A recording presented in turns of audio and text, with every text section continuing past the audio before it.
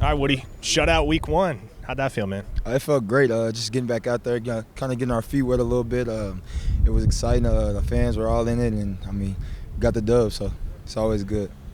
How fun was it to see Gentry, making his first start and then come downhill, stick the running back on the swing pass the way that he did? Hey, all I'm saying is he saw it coming. He seen it in film. We had repped it a lot in practice, and when the time came, he executed. So it's always good to see.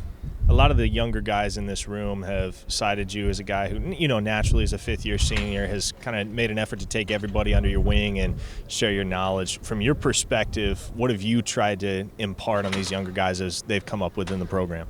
Just play violent and just play fast.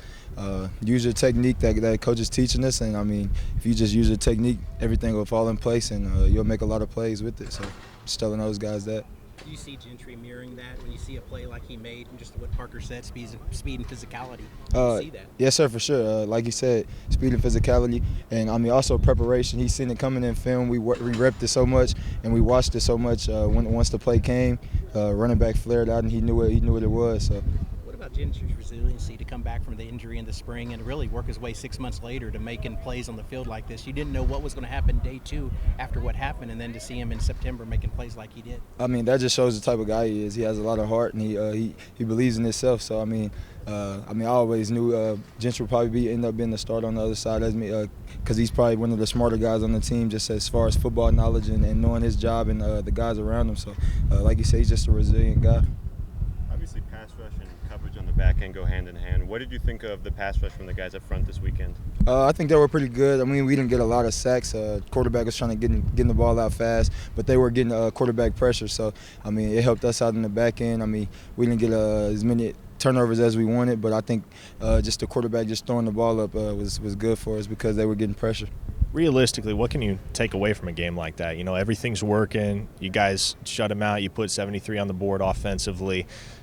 Realistically, what kind of conclusions can you draw about where you guys are at when you have a day like that where everything's working in your favor? Is it more difficult to kind of gauge where you're at progression-wise? I would say it is. Like you said, everything was kind of working out for us, but I think that's just a part of the preparation and the execution that we had while we were playing, and throughout that entire week, we just knew what was coming, like seeing different formations and whether it's offense, just making plays. I think we kind of just knew their offense, like we knew our own selves. So how much of a difference can you sense between where this team was at after week one in 2022 versus where they're at after week one this year? I think we're a lot better as an entire group. Like I said, guys making plays on offense, and as a defense, I think we executed well. They had a couple big plays, but we tackled them and got them down to where we can continue to run other plays, and we ended up getting more stops. So I feel like we're a lot better as an entire group. As a veteran quarterback, how much did it feel good for them to go at you early and you to make up a play early defensively? No, yes, sir, definitely. You always want the ball thrown at you as a corner.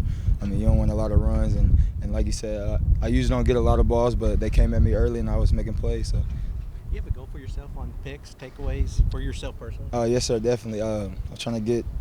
I don't want to say my numbers, but I'm trying to get that ball. That's all. Obviously, as a defensive back, I imagine you're scrutinizing quarterback play as closely as anybody. So what did you see from both Dylan and Jackson on Saturday that you liked? I feel like they were throwing the ball great, making all the throws that they could, whether it's across the middle or deep balls. I feel like and Drill was making plays, they were throwing them right where he can catch them, and only he could catch them. So, Jaden Gibson going up and getting those balls, like you said, he's a 6'6" guy. So, I feel like Dylan was making, and Jackson also, just making the throws where only the receivers could get them.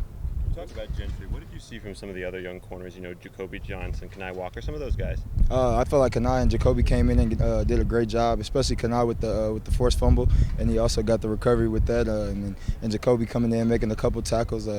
Even guys like Kendall Doby coming in and making a couple plays. So I feel like all those guys will help us out a lot this year, whether that's on special teams or if it's on defense. Hey, Woody, you've got a test this week. SMU's got a high-scoring offense. Talk a little bit about what you have to do this week to neutralize that. I feel like as a corner, just getting hands on those guys. They got a couple fast receivers, faster guys out wide and even in the slot. So if we just get hands on them and try to slow them down at the line, I feel like we can do a good job just making plays on it.